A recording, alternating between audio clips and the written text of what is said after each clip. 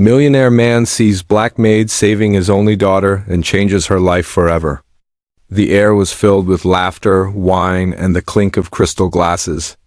It was the Langston Estate Spring Gala, a private invitational event thrown by Gregory Langston, millionaire hedge fund director, for a carefully curated list of socialites, investors, and elite friends. The white marble patio gleamed, champagne flowed, and live string music danced through the air like perfume. But 7-year-old Isabel Langston, the host's only child, wasn't interested in grown-up chatter. She wandered, pink blazer swinging away from the crowd toward the blue shimmer of the backyard pool. Her nanny had taken the evening off. Gregory thought she was with her mother. Her mother thought she was with the nanny. No one noticed her tiny feet crossing the slippery tiles. She leaned over the edge. A yellow toy duck floated just out of reach. She stretched, slipped, and disappeared beneath the water. No splash, no scream, just a faint ripple as her little body vanished below the surface. Seconds passed. No one saw until Martha did. Martha, the black housemaid, was polishing glasses in the outdoor kitchen when something made her glance toward the pool. A flicker, a strange stillness. No one else looked. The women in satin gowns were too busy giggling over some whispered gossip. The men were deep in wine and business chatter, but Martha froze. That pink blazer floating barely beneath the surface. "Oh my God," she breathed.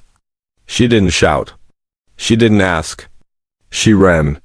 Still wearing her gray Maid uniform, apron still tied, yellow gloves still on. She leapt straight into the water. Gasps rang out, some confused, some annoyed. 2 women in silk dresses started laughing. Oh no, she didn't. One cackled. "Is she serious right now?" The other smirked, but Martha was already underwater. The chill bit into her chest, the apron tangled in her legs, but her arms pushed forward. She reached the small, limp body within seconds and pulled her up, breaking the surface with a loud gasp from both of them. The girl's eyes were wide in panic. She coughed and sputtered. Martha held her tight, one arm across Isabel's chest, the other stroking to the pool's edge. "It's okay, baby. I got you. You're okay." That's when Gregory appeared. He'd been inside shaking hands when someone shouted his name. Now he ran onto the patio, eyes scanning the scene, and froze. His daughter in the water, his maid holding her. For a second, his brain couldn't catch up. His feet didn't move. The women who were laughing, still smiling, barely hiding their amusement. But the man saw none of it. All he saw was Isabel soaked, crying, clinging to Martha's uniform like a lifeline. "What happened?" he shouted, voice cracking. "She fell in," Martha panted. "I pulled her out. She's breathing. She's okay." He rushed to the edge of the pool as Martha guided the girl to the stairs. She climbed out, holding the child close, soaking wet herself. Gregory reached for Isabel, who flung her arms around his neck and sobbed. The weight of her wet blazer collapsed against his suit. "You saved her?" he asked, looking at Martha. She nodded once, trembling. I saw her fall." No one else saw. Gregory turned slowly. His eyes scanned the patio. Not one guest looked apologetic. Not one had moved. 2 women averted their eyes and walked off toward the bar. No one else had done anything, only her. Isabel's sobs grew softer, her face buried in his chest. Gregory looked at Martha again. Her soaked gloves still clung to the child's back. "You jumped in wearing gloves," he whispered as if realizing it for the first time. Martha looked down ashamed. "I didn't think. I've seen it happen before. My little cousin years ago drowned before we could pull him out." She blinked quickly. "I wasn't fast enough that time. I wasn't going to let it happen again." Gregory's throat clenched. Someone approached with a towel. Too late. Another offered to drink as if that could undo what almost happened. He ignored them. Martha stood up slowly, brushing her soaked apron down, ready to walk away. But Gregory said quietly, "Don't." She turned. "Come with us," he said. "Inside, please." She hesitated, unsure. "You saved my daughter's life? You don't walk away like that." Not today. The guests went back to their chatter. But for Gregory Langston, something inside him had shifted. A fracture in the perfect glass walls of his world. One that started with a maid diving into a pool while people in gowns did nothing but laugh. And it wasn't going to end here. Martha sat on the edge of the plush sofa, her soaked uniform dripping onto the marble floor. She had refused dry clothes 3 times, saying she didn't want to dirty anything. Gregory knelt in front of her with a towel, gently wiping Isabel's wet hair as she lay curled up beside her rescuer, refusing to leave her side. Outside, the party limped along. Some guests had left. Others lingered awkwardly near the pool, pretending nothing had happened. But inside the house, something had shifted in the air. The silence was thicker than grief. Gregory finally looked up. "You said you lost someone?" Martha nodded once, eyes down. "My cousin Jamal? I was 12. He was 6. We were playing near a pond in Mississippi. I turned around for 2 minutes. When I looked back, he was gone. I never forgot that."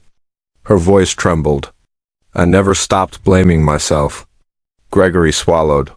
He glanced at Isabel again, her breathing soft now, one tiny hand still resting on Martha's arm. "I never would have noticed," he said quietly. "Not in time. I didn't even know where she was." "She shouldn't have been alone," Martha whispered almost to herself. "But you know that already?" Gregory sat back. He did know, but he hadn't cared. Not enough anyway until now. "I hired you to clean my house," he said. "Not to save my family, but you did that anyway." "I didn't think about my job," she said. "I saw a child in danger." "That's all I saw?" She looked up, finally meeting his eyes. "That's all anyone should have seen." Gregory's chest tightened. He had grown up in a world that separated people by status and uniforms. That taught him to ignore the maid unless she missed a corner, to judge value by how someone dressed, how they spoke. But in the moment that truly mattered, a child nearly drowning. None of that had saved his daughter. Only Martha had. "I owe you more than thanks," he said finally. "I didn't do it for thanks," Martha replied. "I know," Gregory said, voice raw. "That's what makes it matter more." He stood up and walked into his study. When he returned, he held a thick envelope and a small key. "I'm not giving you charity," he said. "You deserve more than that. This is a tuition fund for whatever future you want. You once told my wife you never got to finish nursing school." Martha blinked. "How did you?" "I listen better now," he said simply. "Also, this key, it's for the guest house. It's yours. No more cramped quarters behind the kitchen. It's fully furnished. It's yours as long as you want it." She shook her head, overwhelmed. "Mr. Langston, I can't accept all this." "You can," he said. "You will, and not because I pity you, because I admire you." Martha pressed her lips together, trying not to cry. Her soaked apron clung to her chest. Isabel stirred. "Daddy," Gregory turned. "Yes, baby." "She's my hero," Isabel mumbled. He smiled. "Yes, sweetheart. She really is." That evening, after the guests had left and the backyard had been cleaned, Gregory called a meeting with the staff. He stood before them, not as a boss barking orders, but as a man who had seen something break and realign inside himself. "Today," he said, "Martha reminded me what it means to be human and what it means to have failed as one." No one moved. "I've been blind to who does the real work in this house. That ends now." Martha, standing near the door, flushed with quiet shock.